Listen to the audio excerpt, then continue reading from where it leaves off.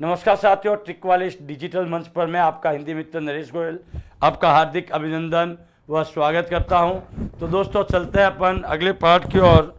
अगला जो पार्ट है हमारा दोस्तों वो है विलोम शब्द। किसका है? विलोम शब्द। ये थोड़ा सा माइक हो गया था इधर उधर। चलिए तैयार होता है दोस्तों, कस लीजिए कमर और हो जाइए तैयार, क्योंकि हम लेके आए हैं आपके विलोम शब्द का अगला पार्ट। तो दोस्तों आज का जो पार्ट है वो शुरू होता है दोस्तों प से। किससे शुरू होता है? प से। तो प से देखिए, प से सबसे पहला आता है पंडित। देखिए पंडित का अर्थ होता है विद्वान। क्या होता है? विद्वान। तो विद्वान का क्या हो जाएगा? मूर्ख। तो पंडित का क्या हो गया? मूर्ख। अब होता है पक्ष। पक्ष का हो जाता है विपक्ष। देखिए पक्ष का अर्थ होता है कि जिसके साथ हम उसके कंधे से कंधा मिला के चलते हैं, तो वो होता है हमारा पक्ष। अगर इसके विपरीत जाते हैं तो विपरीत जाते ही वो क्या बन जाता है? विपक्ष। विपक्ष में देखिए वी धन पक्ष। वी का अर्थ विशेष भी होता है और वी का अर्थ भिन्न भी होता है, अर्थात जिसके पक्ष के भिन्न चलते हैं तभी वो क्या कहलाएगा? विपक्ष कहलाएगा। नेक्स्ट देखिए, ये है आपका पक्षपाती। जैसा अभी हमने कहा कि हम एक ही साइड में बोल रहे हैं तो हम उसके पक्षपाती के रूप में चले, अर्थात उसके मित्र के रूप में चल रहे हैं। अगर इसका विपरीत करें तो वो होता है निष्पक्ष। देखिए निस धन पक्ष, बिना पक्ष के। तो दोस्तों ध्यान रखें, जब किसी कार्य का, ये अपन कह सकते हैं कि जैसे पंचायत बैठती है तो पंचायत दोनों पक्षों का ध्यान पूर्वक सुनती है और फिर अपना मत प्रकट करती है। ध्यान रखना, वो पंचायत में जो भी पंच है वो अपना फैसला किसी के पक्ष में रखने के पक्ष में नहीं होते हैं, वो निष्पक्ष रूप से फैसला सुनाते हैं। जो सही है सही के साथ होगा, झूठ है उनका साथ नहीं होगा। शब्द है दोस्तों पदोन्नत। पदोन्नत का मतलब होता है पद धन उन्नत, यानी कि जो अपने पद से ऊपर बढ़े, अपने पद से प्रमोशन हो, उन्नति करे, वो होता है पदोन्नत। और यदि पद से आप अवनत होते हो, यानी कि अपने पद से नीचे की तरफ चलते हो, तो वो होता है पदोन्नत। अब देखिए शब्द है परकीय। परकीय में पर आपका क्या है? उपसर्ग है, जिसका अर्थ होता है दूसरा। यानी कि जो कार्य हम दूसरों के लिए कर रहे हैं वो कहलाता है परकीय। यही कार्य अगर हम खुद के अर्थ के लिए करें, यानी कि स्व धन अर्थ, यानी कि जिस कार्य में हमारे स्वयं का अर्थ हो वो कहलाता है स्वार्थ। क्या कहलाता है? स्वार्थ कहलाता है। आगे बढ़ते हैं दोस्तों, परलोक। परलोक का अर्थ होता है भिन्न लोक, और भिन्न लोक का पर्याय होगा इहलोक। कौन सा? इहलोक। नेक्स्ट चलता हूं दोस्तों, पठित। पठित का अर्थ होता है पढ़ा हुआ। पठित का अर्थ क्या होता है? पढ़ा हुआ। जो हमने ऑलरेडी पढ़ लिया है वो होता है पठित।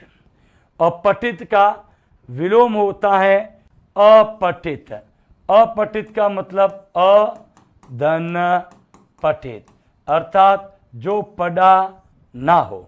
यानी कि ये आपके पठित और अपठित गद्यांश आते हैं।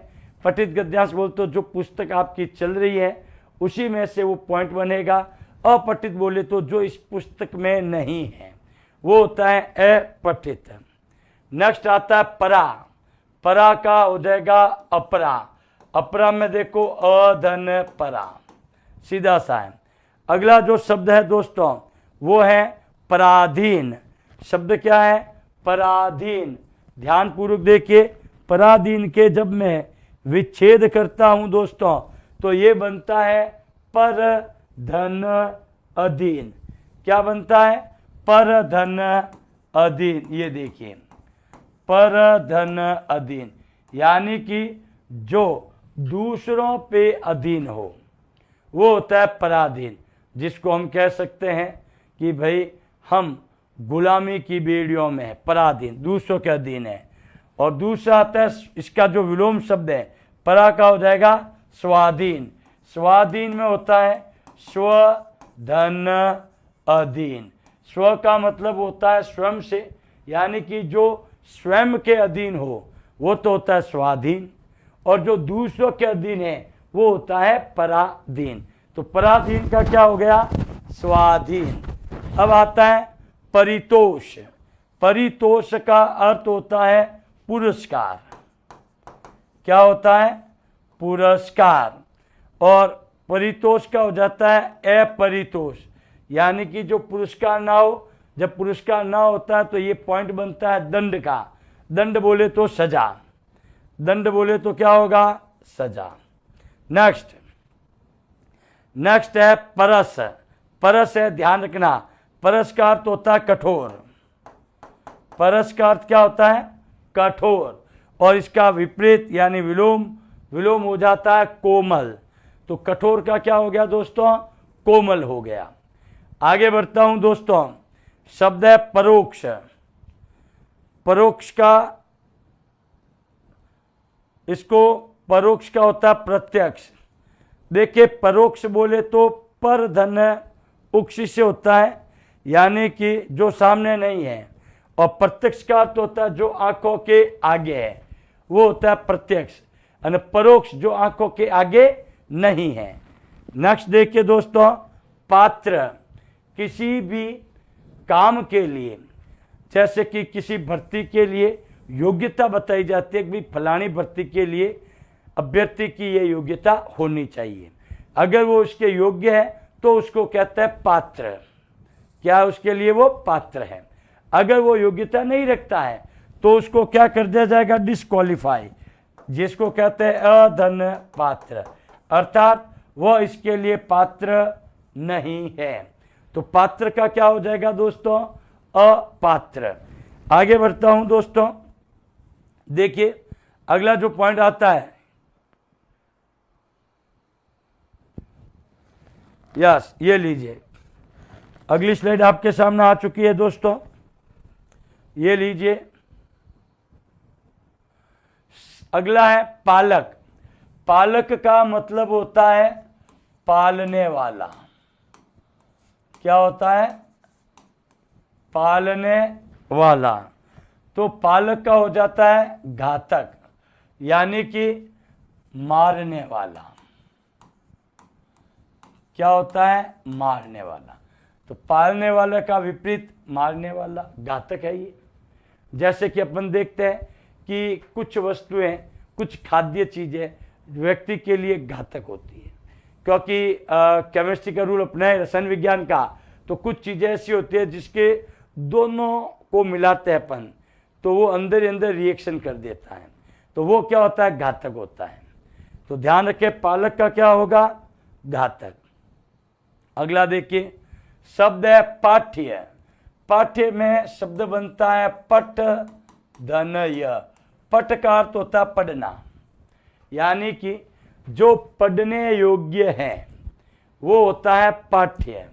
और जब यह प्रत्यय लगता है तो ऑटोमेटिक ठ क्या हो जाता है? आधा। ये देखो हलंत। अब इसके आगे उपसर्ग लगा दिया अधन पाठ्य। अ का मतलब नहीं, अर्थात जो पढ़ने योग्य नहीं है वो क्या हो जाता है? अपाठ्य।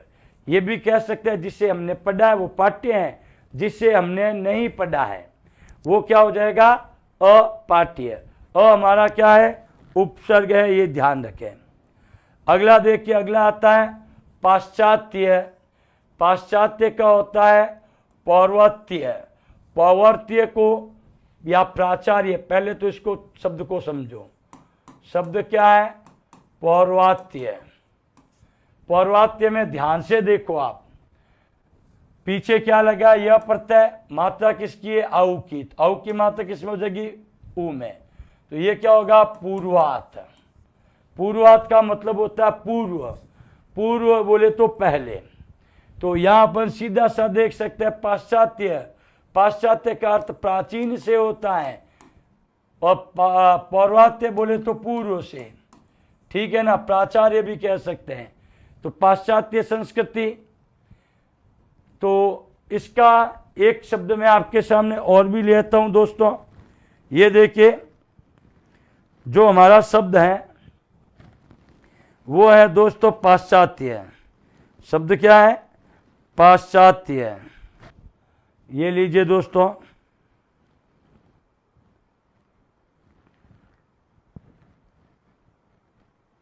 पाश्चात्य का अर्थ वही प्राचीन यानी कि पिछला, और ये आगे का, पूर्व बोले तो पहले का। तो ये हो जाता है दोस्तों प्राचीन। आगे बढ़ते हैं अपन दोस्तों। ये लीजिए, अगला जो पॉइंट आता है हमारे सामने वो आता है पुरस्कार। पुरस्कार का क्या हो गया, दंड। पुरस्कार का तात्पर्य किसी कार्य, अच्छे कार्य करने के लिए आपका सम्मान किया जाता है, आपको पुरस्कार दिया जाता है। और यदि वही कार्य बुरा हो जाए तो उसके लिए आपको क्या मिलेगी, सजा। क्या मिलेगी, सजा मिलेगी। अगला देखिए दोस्तों, अगला मैं लेता हूं आपके सामने जो है पुण्यात्मा। शब्द क्या है, पुण्यात्मा। पुण्यात्मा बोले तो पुण्य धन आत्मा, जिसने अच्छे कार्य किए हैं। क्या किए हैं, अच्छे कार्य किए हैं, वही क्या कहलाता है, पुण्यात्मा। और पुण्यात्मा का क्या हो जाता है, परमात्मा। क्या हो जाता है, परमात्मा। ये ध्यान रखें। तो दोस्तों चलते हैं अपन अगली कड़ी की ओर। पुण्यात्मा का पापात्मा, सॉरी, ये हो जाता है पाप धन आत्मा। तो यहां ध्यान रखो, आत्मा आत्मा इक्वल है, चेंज क्या हो रहा है, पुण्य का पाप। ये हो गया देखो नीचे, पुण्य का पाप। क्या हुआ है, पुण्य का पाप। आगे बढ़ता हूं दोस्तों। ये लीजिए, अगला पॉइंट हमारे सामने है।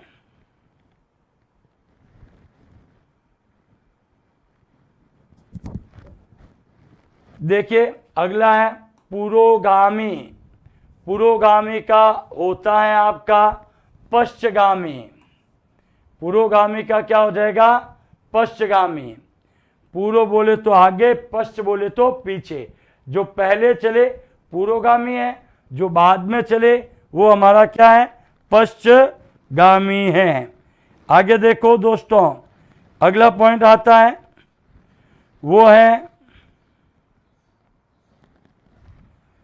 वो है दोस्तों पूर्णिमा। पूर्णिमा का क्या हो जाता है, अमावस्या। देखो पूर्णिमा का अर्थ होता है पूर्ण, इमा प्रत्यय है, पूर्ण बोले तो पूरा। और वैसे पूर्णिमा में चंद्रमा उदय होता है पूरा, जबकि अमावस्या, अमावस्या का मतलब होता है जब आपका चंद्रमा नजर ही नहीं आता है। तो यहाँ अपन देख सकते हैं कि पूर्णिमा का जो विलोम शब्द है वो क्या होगा, अमावस्या। अब देखो पूर्ववर्ती, पूर्व बोले तो पहले, पूर्व बोले तो पहले। पूर्व का अर्थ क्या होता है, ये देखो पूर्व बोले तो पहले, और पर बोले तो बाद में, यानी कि दूसरा पद। तो व्रति और व्रतिशय में हमें केवल क्या करना है, उपसर्ग के द्वारा ही हमें क्या करना है, इसको चेंज करना है, ये ध्यान रखें। तो दोस्तों पूर्ववर्ती का क्या हो जाएगा, परव्रती। क्या हो जाएगा, परवर्ती। अगला देखो प्रजातंत्र। प्रजातंत्र का मतलब होता है कि जो शासन का तंत्र बना है वो किसके द्वारा बनाया गया है, प्रजा के द्वारा। उसका विलोम होगा राजतंत्र, यानी कि जो तंत्र है वो किसका बनाया है, राजा के द्वारा। यानी कि राजा के द्वारा शासन चलाने के जो भी नियम है वो होता है राजतंत्र। यही प्रजा के द्वारा होता है तो वो क्या कहलाता है? प्रजातंत्र। नेक्स्ट, प्रतियोगी। प्रतियोगी, प्रतियोगी का अर्थ होता है दोस्तों कि चारों ओर से योग बनेगा। प्रत्येक योग यानी प्रत्येक ओर से योग होगा, अर्थात प्रत्येक विद्यार्थी चाहेगा कि ये सीट मुझे मिले, इसलिए वो एक दूसरे से आगे बढ़ने की होड़ करेंगे। यही होता है प्रतियोगी। इसका होता है सहयोगी। सहयोगी का मतलब होता है जिसके साथ में हम योग करते हैं, अर्थात उसकी मदद करते हैं, वो कहलाता है सहयोगी। अगला आता है प्रधान। क्या आता है? प्रधान। प्रधान का मतलब होता है श्रेष्ठ, जो प्रमुख हो वो कहलाता है प्रधान। और गौण, गौण का अर्थ होता है जो प्रमुख नहीं होता है, जिसके होने या ना होने पर किसी भी प्रकार का कोई फर्क नहीं पड़ेगा, वो कहलाता है आपका क्या? गौण। और फर्क पड़े वो प्रधान। शब्द है प्रफुल्ल। प्रफुल्ल का अर्थ होता है दोस्तों प्रसन्नता, खुशी। क्या होता है प्रफुल्ल बोले तो? खुशी। और मलान, मलान का अर्थ होता है दुख से। शब्द है प्रबोध। प्रबोध, प्रधन्यबोध, जिसका बोध आगे भी हो वो होता है प्रबोध। और प्रबोध का विपरीत होता है अबोध, जिसका बोध ना हो। क्या कहा? जिसका बोध ना हो वो क्या कहलाएगा? अबोध। चलता हूं दोस्तों अगली कड़ी की ओर। ये लीजिए, अगली कड़ी आती है आपके सामने। देखिए दोस्तों, बड़ा ही प्यारा शब्द है प्रभु। जिन देखी सूरत वैसी, प्रभु प्रीत पाई जैसी। तो देखिए दोस्तों, प्रभु का विलोम होता है भृत्य। भृत्य से तात्पर्य भगत से लिया जाता है। किससे? भक्त से। तो प्रभु का जो विलोम शब्द है वो क्या है? भृत्य। एक बात दोस्तों ध्यान रखें कि जैसे ही अपन बात करते हैं इनकी, तो भृत्य में ध्यान से देखो आप क्या लगा है। भृत्य में भ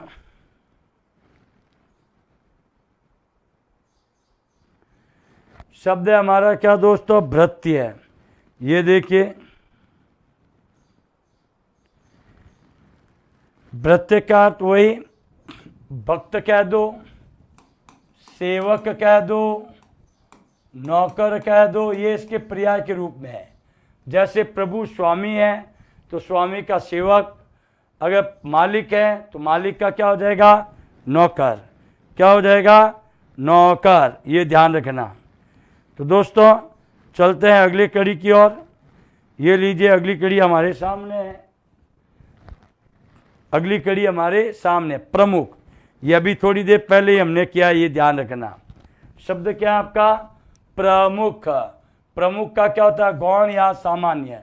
क्योंकि दोस्तों जो प्रमुख होता है उसके ना होने पर बिल्कुल स्थितियां परिवर्तित हो जाती है, और जो सामान्य है जिसका होने या ना होने से कोई फर्क नहीं पड़ता। अगला देखो प्रवृत्ति। प्रधनव्रति।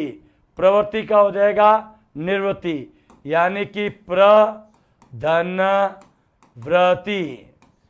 जैसे कि आप लोगों की प्रवृत्तियां, और उसका अगर विलोम करूं तो ये क्या हो जाएगा? निधनव्रति। नि का अर्थ विशेष भी होता है और नहीं भी होता है। अगला पॉइंट है प्रलय। प्रलय का मतलब होता है नाश। और सृष्टि, सृष्टि बोले तो रचना। तो अगर प्रलय हुआ तो सृष्टि भी होगी, सृष्टि है तो प्रलय भी होगा। आगे देखिए, पॉइंट बनता है प्रश्न, जिसको इंग्लिश में कहते हैं क्वेश्चन। तो क्वेश्चन का मिलता है आंसर, बोले तो उत्तर। तो प्रश्न का विलोम हमेशा क्या होगा? उत्तर। हमने आपसे प्रश्न किए, आप इसके उत्तर दीजिए। नेक्स्ट आता है प्रसन्न। प्रसन्न का मतलब वही खुश, और यह है अप्रसन्न, यानी कि नाखुश। अब देखिए प्रसाद। प्रसाद, प्रसाद का अर्थ होता है कि आपके ऊपर, ये समझ लीजिए कि प्रसादन एक होता है प्रासाद। प्रासाद का अर्थ तो आपके हो जाएगा महल, और प्रसाद कृपा। प्रसाद का अर्थ क्या होगा? कृपा। यानी कि आपके ऊपर प्रसाद, यानी आपके ऊपर कृपा है। जैसे अपन मंदिर जाते हैं और भगवान का प्रसाद लेते हैं, अर्थात भगवान की हमारे ऊपर क्या है? कृपा है। और यही इसका मैं विपरीत कर देता हूं दोस्तों, तो वो हो जाता है कोप या अवसाद। कोप का मतलब होता है गुस्सा। क्या होता है? गुस्सा। भगवान हमसे रुष्ट हैं, क्रोधित हैं, इसलिए वो हमारे ऊपर कृपा नहीं कर रहे हैं। तो दोस्तों आगे बढ़ता हूं मैं। अगला पॉइंट आता है प्रतीचि। शब्द बड़ा प्यारा है दोस्तों। शब्द हमारा क्या है? प्रतीचि। प्रतीचि। तो दोस्तों प्रतीचि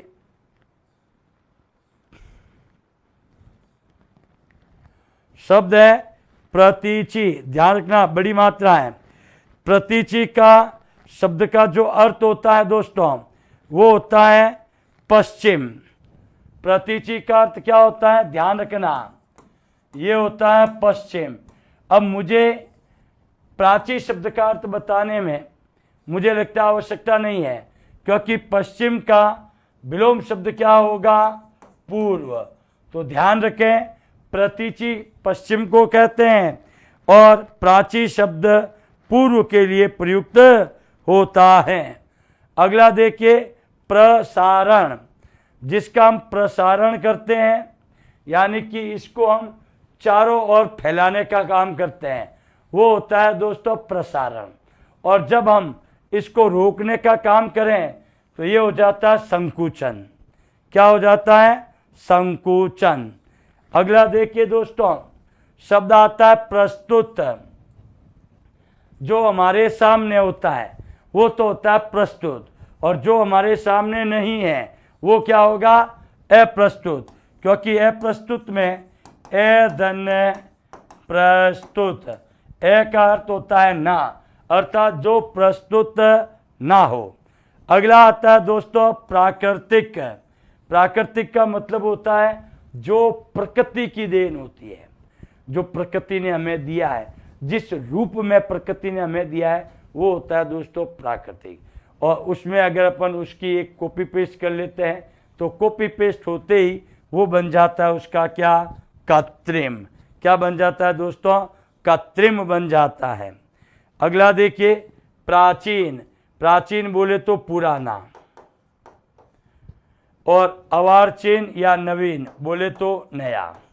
ये प्रश्न प्राचीन और अर्वाचीन का तो कई बार एग्जाम में दोस्तों आया हुआ है कि प्राचीन निम्न में से सही विलोम शब्द हैं, तो प्राचीन का क्या होगा? अर्वाचीन। क्या होगा? अर्वाचीन। नेक्स्ट प्रातः। प्रातः का अर्थ होता है दोस्तों सुबह। सुबह की बेला होती है वो प्रातः काल होता है, और सुबह का जब बात करें सूर्यास्त के बाद तो वो हो जाता है दोस्तों साय। साय बोले तो शाम। अब आता है देखिए प्रासाद। यहाँ कहीं आया था प्रसाद, ये रहा देखो, प्रसाद और प्रासाद, ध्यान रखना दोनों में अंतर है। प्रसाद का मतलब होता है कृपा। प्रसाद का अर्थ क्या होता है? कृपा होता है। वहीं प्रासाद का अर्थ होता है महल। क्या होता है? महल। तो ध्यान रखें, युग्म शब्द में प्रसाद का अर्थ कृपा और प्रासाद का अर्थ होता है महल, राजभवन। तो दोस्तों यहाँ प्रसाद का अर्थ महल है, और यह है पर्ण कुटीर, यानी कि पत्तों की कुटिया। तो कहाँ राजा भोज, कहाँ गंगू तेली, कहाँ तो बड़ा ही विशाल महल है, और यहाँ है केवल पत्तों की झोपड़ी। तो चलता है दोस्तों अगली तरफ। अगला जो स्लाइड है हमारी, वो स्लाइड आपके सामने आ रही है दोस्तों। ध्यानपूर्वक इसका अध्ययन करें और इसे समझें। लीजिए दोस्तों, अब प के समाप्त होने वाले हैं वैसे भी। तो अगला पॉइंट आता है प्रेम। प्रेम का अर्थ होता है प्यार से। ये प्रेम कई रूपों में आ सकता है, जैसे नायक नायिका के बीच में है तो प्रेम, ये प्रेम आपका श्रृंगार रस से ओतप्रोत है। यही अगर मैं बात करूं प्रेम से, तो बड़ों का छोटों के प्रति स्नेह। तो प्रेम का विलोम शब्द क्या होगा? घृणा। घृणा बोले तो हीन भाव। जहाँ प्रेम में हम उनके निकट जाते हैं और घृणा में उसके विपरीत उससे बचने का प्रयास करते हैं। नेक्स्ट आता है दोस्तों प्रेक्षक। प्रेक्षक का अर्थ होता है भेजने वाला। और प्रेषिती, प्रेषिती का अर्थ होता है प्राप्त करने वाला। हालांकि दोस्तों आपके 4th ग्रेड के अंदर कार्यालय पत्र भी है, तो कार्यालय पत्र के अंदर प्रेषक और प्रेषिती दोनों का प्रयोग होगा, ध्यान रखें। तो प्रेषक का अर्थ क्या होता है? सेंडर, यानी कि भेजने वाला। और प्रेषिती, प्रेषिती का अर्थ होता है दोस्तों प्राप्त करने वाला। क्या होगा? प्राप्त करने वाला। नेक्स्ट देखिए दोस्तों, अगला आता है प्रौढ़। प्रौढ़ का अर्थ होता है वृद्ध। प्रौढ़ का अर्थ क्या होता है? वृद्ध और शिशु। अगला देखिए प्रचुर। प्रचुर का मतलब देखो धन चूर। प्र बोले तो आगे या अधिक, यानी कि जो भी वस्तु है वो अधिक है, यानी कि अपन ये कह सकते हैं अधिक मात्रा में। तो इसके लिए क्या लगता है? प्रचुर। अगला स्वल्प, ये होता है सु धन अल्प, है तो कम फिर भी क्या है? अच्छा है। जैसे अगर ट्रक बड़ी लकड़ी है तो दोस्तों वो प्रचुर है, लेकिन उसका मतलब नहीं है। लेकिन वही अगर चंदन का एक लकड़ा है तो वो भी अपनी महकता से, अपनी खुशबू से, अपनी गुणों से क्या हो जाता है? श्रेष्ठ हो जाता है। तो प्रचुर का क्या हो जाएगा? स्वल्प। तो चलता है दोस्तों अगली कड़ी की ओर। ये लीजिए, ये आपकी स्लाइड आ चुकी है दोस्तों फ की। तो फ के कोई ज़्यादा है नहीं आपके, जैसे फल। फल का मतलब फ्रूट नहीं है, ये ध्यान रखना।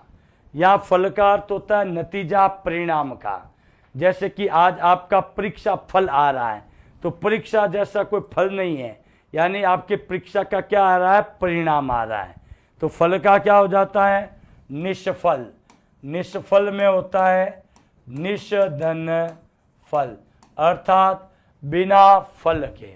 या फिर फल का अपन ले सकते हैं विधन फल।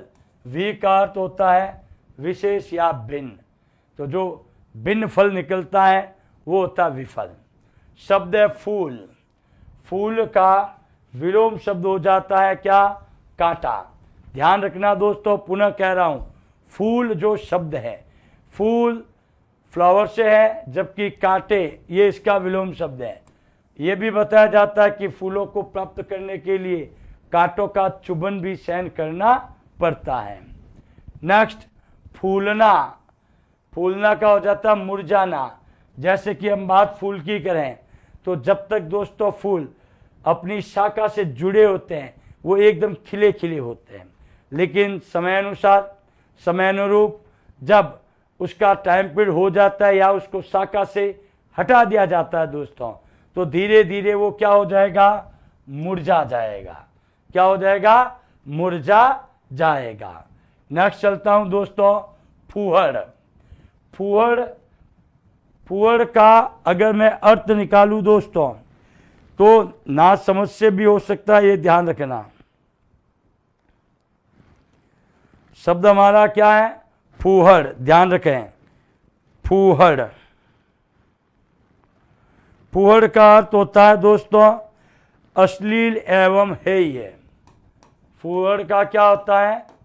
अश्लील एवं हेय।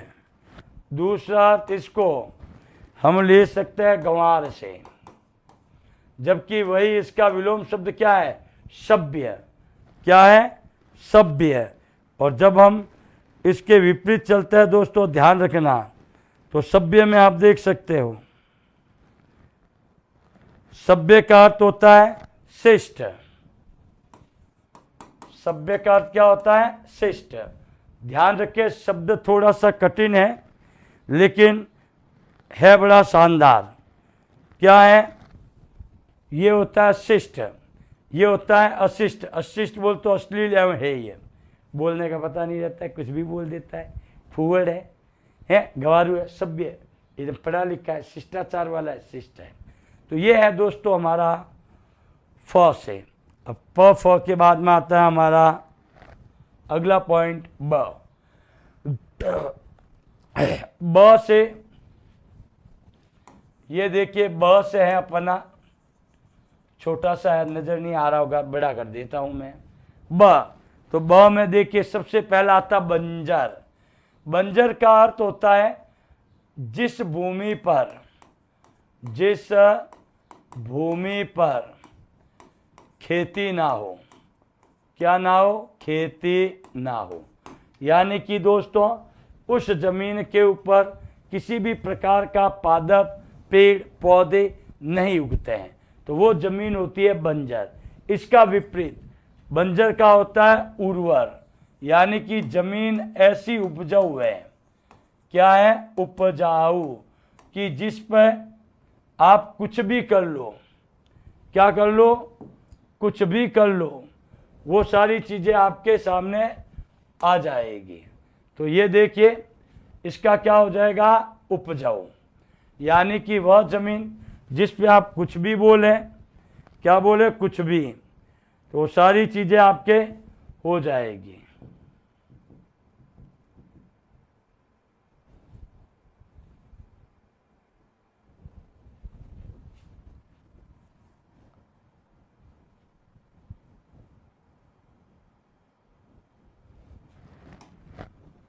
चलिए दोस्तों आगे बढ़ता हूं मैं, ये वापस से कर देता हूं। बंजर, इसको हम कह सकते हैं अनुपजाऊ, और उर्वर बोले तो उपजाऊ।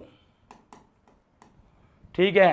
बंधन, बंधन का अर्थ होता है दोस्तों कि किसी के, मतलब बंधन बोले तो पकड़, किसी के बातों में बंधा हुआ है तो इसका बंधन का हो जाता है मुक्ति या मोक्ष, जिसको हम कहते हैं आजाद। क्या कहते हैं? आजाद। ध्यान रखना, क्या कहेंगे? आजाद। ये बंधन में बंधा हुआ है। शब्द है बढ़िया। बढ़िया का मतलब होता है अच्छा, और घटिया, घटिया का अर्थ होता है बुरा। जैसे कोई प्रोडक्ट खरीदते हैं तो हम कहते हैं भाई ये अपने शब्द में बढ़िया चीज है। अब बढ़िया अपन चीज खरीद के घर पे ले जाते हैं, लेकिन घर ले जाने के बाद में पता चलता है यार बहुत ही घटिया चीज है। तो बढ़िया का विलोम क्या होगा? घटिया। वही बद्ध, बद्ध बोले तो बंधा हुआ, और मुक्त, मुक्त बोले तो आजाद। बंदिया, बंदिया का उर्वरा, वही बात है। देखिए दोस्तों इसमें एक कंडीशन है, ये जो शब्द हमने लिया है, शब्द है हमारा उर्वरा। क्या है? उर्वरा।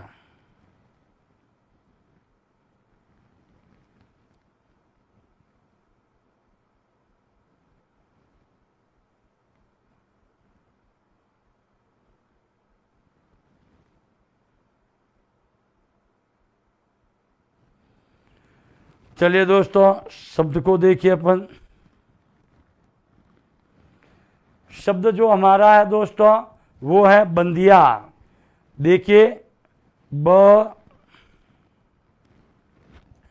बंदिया, ध्यान रखें, बंदिया में बंधन से बना है, क्योंकि पीछे यह पढ़ते हैं। शब्द हमारा क्या है? बंदिया। बंदिया का अर्थ होता है, ये बड़ा खतरनाक है भाई, ध्यान रखना। बंदिया, बंदिया का अर्थ होता है दोस्तों बांझ स्त्री। बांझ स्त्री, बांझ स्थिति को क्या कहते हैं? बंदिया। और बंदिया का अगर मैं ले लूँ उर्वरा, उर्वरा का अर्थ होता है उपजाऊ। अगर मैं इसका लूँ बांझ का, तो बांझ का बच्चे देने से हो जाता है। तो ये ध्यान रखना, शब्द बड़ा खतरनाक है। शब्द है बर्बर। शब्द क्या है? बर्बर। बर्बर की बात करूं मैं तो बर्बर देखो,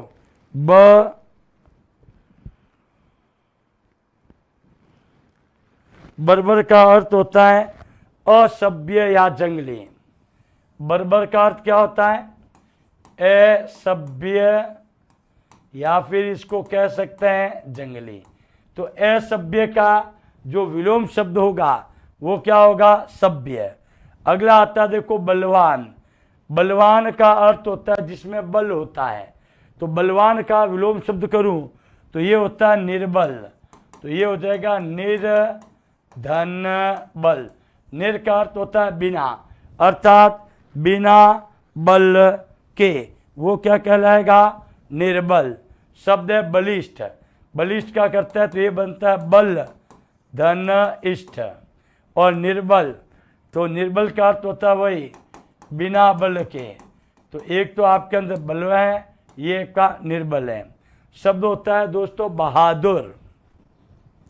बहादुर का अर्थ होता है जो किसी से ना डरे, वो होता है बहादुर। यानी कि सामने आने वाली हर समस्या का वो मुकाबला करता है, जिसको हम कहते हैं साहसी, साहस रखने वाला बहादुर। डरपोक, जो भय जनित होता है, डरता है हर चीज से, वो डरपोक। शब्द है बहिरंग। बहिरंग में ध्यान रखना, ये जो शब्द है हमारा बहिरंग, बहिरंग का टुकड़े करते हैं तो बहिर धन अंग। बहिर का अर्थ होता है दोस्तों उपसर्ग है संस्कृत का। बहिर का अर्थ होता है बाहर का। क्या होता है? बाहर का, यानी कि बाह्य। तो जो बाह्य अंग होते हैं, क्या होते हैं? बाह्य अंग होते हैं। जैसे हमारे शरीर के जो बाह्य अंग है, जो बाहर दिखते हैं, वो होता है बहिरंग। और इसका विलोम शब्द होगा अंतरंग। अंतरंग बोले तो ये बनेगा अंतर धन अंग। तो हमारे जो आंतरिक अंग होते हैं अंदर के, उसको हम कहते हैं अंतरंग। नेक्स्ट आता है दोस्तों बहिर्गमन। ध्यान रखना, बहिर्गमन, तो ये होता है बहिर, वही बाहर। तो जब आप बाहर गमन करते हो तो वो तो होता है बहिर्गमन। और जब आप आने का करते हो तो ये होता है आधन गमन, या फिर इसको हम कह सकते हैं अंतर धनगत, अंतर्गत, यानी कि अंदर की ओर गया हुआ, वो होता है दोस्तों अंतर्गत। शब्द है बहिष्कार। बहिष्कार का मतलब होता है उसको त्यागना। किसी चीज का हम बहिष्कार करते हैं कि इस चीज का हम बहिष्कार करते हैं, इसको हम फ्यूचर में कभी प्रयोग में ही नहीं लेंगे, त्यागना। और ये होता है स्वीकार। स्वीकार को हम अंगीकार भी कह सकते हैं। अंगीकार का मतलब भी क्या होता है? स्वीकारना। तो हम इस चीज को क्या करते हैं? स्वीकारते हैं। अगला पॉइंट है बाल। बाल बोले तो बच्चा, वृद्ध बोले तो प्रौढ़। तो ये हो गया बाल का वृद्ध। आगे बढ़ता हूं दोस्तों, ये लीजिए अगली कड़ी, ब सही है। देखिए दोस्तों, शब्द है बुराई। बुराई में बुरा के साथ आई प्रत्यय हैं। तो देखो बुरा का क्या हो जाता है? अच्छा या भला। भला में आई प्रत्यय लगा दी तो हो गया भलाई। जो कार्य भले रूप में हो भलाई है। और अच्छा बुरा का विलोम अच्छा होता है, तो अच्छा में प्रत्यय क्या डाला? आई। एक बात ध्यान रखें, जब आपके प्रत्यय का प्रयोग हो रहा है तो शब्द में, विलोम शब्द में भी देखो, उसमें भी आपका प्रत्यय का योग दिखाई देगा। अन्यथा क्या होता है? दोनों के भिन्न हो जाते हैं। दोनों के क्या हो जाते हैं? भिन्न। अगला देखिए बुद्धिमान। बुद्धिमान का अर्थ होता है जिसमें बुद्धि होती है, कोई भी कार्य करता है सोच समझ के करता है, धैर्यपूर्वक करता है।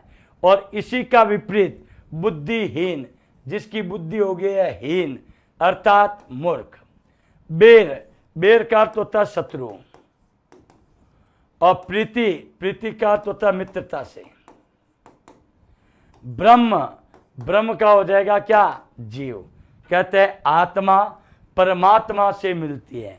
तो आत्मा परमात्मा से कैसे मिलती है दोस्तों, उसी के लिए प्रयोग होता है आपका ब्रह्म और जीव। आगे बढ़ता हूं दोस्तों, ये लीजिए अगली स्लाइड आपके सामने है। अगला है दोस्तों भद्र, ये भ से है, प फ ब भ। अब जो चलेंगे वो चलेंगे आपके भ से। देखिए दोस्तों, सबसे पहला ही शब्द शानदार वाला शब्द आपके सामने आया है। कौन सा शब्द है, शानदार वाला शब्द है दोस्तों आपका भद्र। शब्द क्या है, भद्र। तो भद्र का अर्थ होता है दोस्तों सभ्य, और ये देखो भद्र का अर्थ होता है सभ्य, या फिर अपन ये कह सकते हैं इसको सुशिक्षित। सुशिक्षित, क्योंकि नाम से पता चल रहा है कि भद्र का जो सभ्य पुरुष होता है, इसलिए हम क्या कहते हैं, भद्र पुरुष।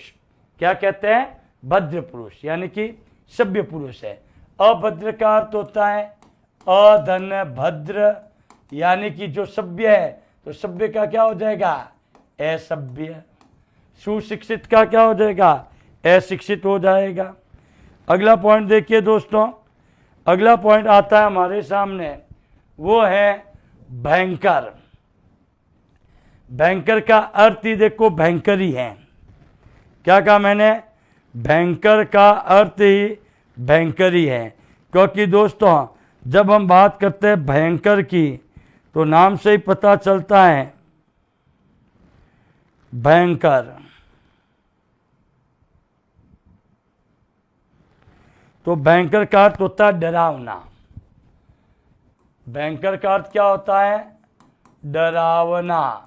जो डरावना हो, जिसको सुनकर देखकर ही हमें क्या आ जाए, डर आ जाए। भीषण, अत्यधिक भीषण, जबकि मनोहर, जिसको देखकर उसका मन क्या हो जाता है, हर जाता है, अर्थात मन उसकी तरफ आकर्षित हो जाता है। वो क्या होता है, मनोहर। सांवली सूरत, ठीक है ना, श्री कृष्ण के बारे में ऐसे नहीं कहा है, सूरत भले ही सांवली हो लेकिन वो मन को हरने वाली है। हम मन उसकी तरफ क्या हो जाता है, आकर्षित हो जाता है। जबकि कुछ चीजें ऐसी होती है जिनको देख के ही मन में भय उत्पन्न होता है, डर। अगला देखो भय।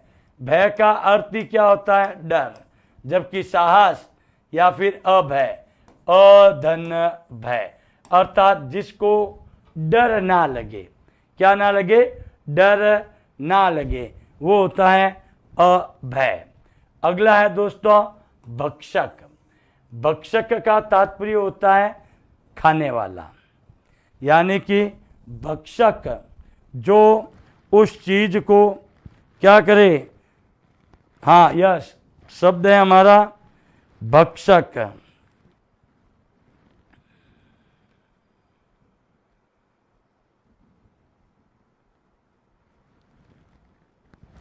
तो भक्षक का अर्थ होता है भोजन करने वाला या खा जाने वाला।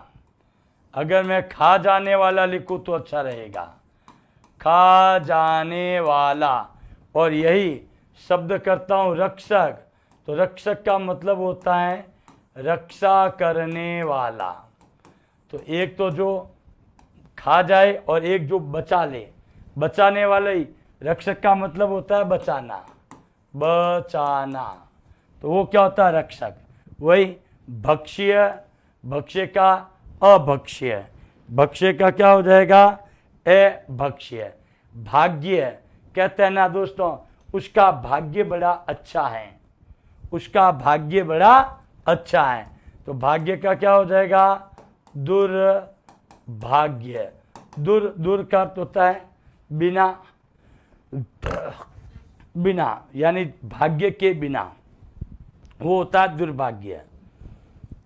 देखिए दोस्तों शब्द है भाग्यवान। भाग्यवान की जब बात करता हूं तो जिसके साथ उसका भाग्य होता, जुड़ा रहता है। कोई भी कार्य करे दोस्तों वो सीधा ही होता है, क्योंकि भाग्य उसका साथ दे रहा है। और परमात्मा हर व्यक्ति को ये चांस देता है, ये ध्यान रखना। अगर व्यक्ति उस चीज़ का सदुपयोग कर ले तो वारे न्यारे। अन भाग्य साथ देता है फिर भी वो उसका प्रयोग नहीं कर सकता है तो वो हो जाता है भाग्यहीन। अब देखिए अगला आता है भाव। भाव का क्या हो जाएगा? अभाव। भाव का क्या होगा दोस्तों?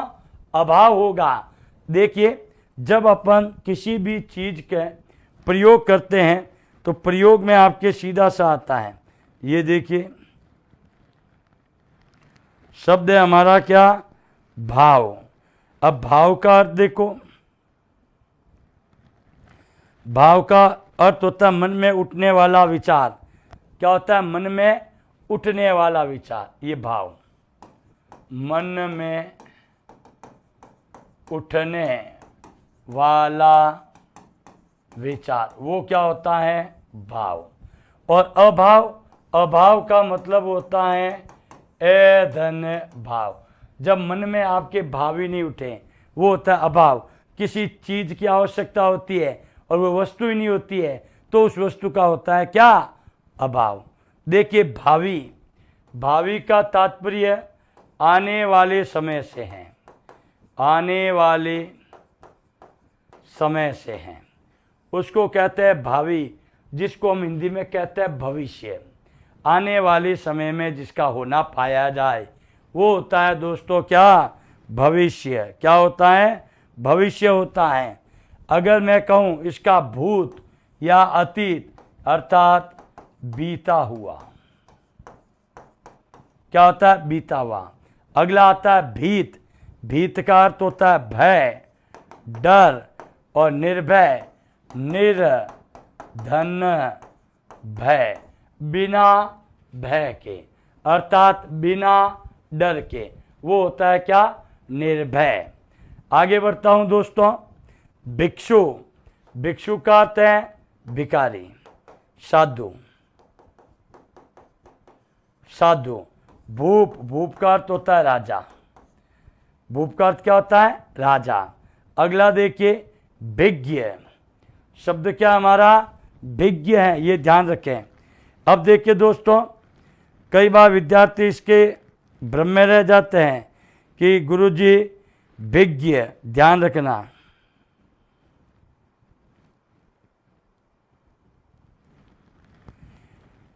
विज्ञ शब्द का अर्थ होता है जानकार।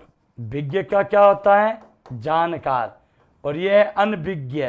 अनभिज्ञ का होता है अन्न धन विज्ञ, अर्थात जो जानकार ना हो। क्या कहा मैंने? जो जानकार ना हो वो होता है अनभिज्ञ। तो दोस्तों इसी के साथ अपना ये जो विलोम शब्द का जो पार्ट है उसका हम अपने शब्दों को देते हैं विराम, ताकि इसके आगे वाले विलोम शब्द हम आपके सामने प्रस्तुत कर सकें। तो इसी के साथ शब्दों को विराम देते हुए धन्यवाद। जय हिंद, जय भारत।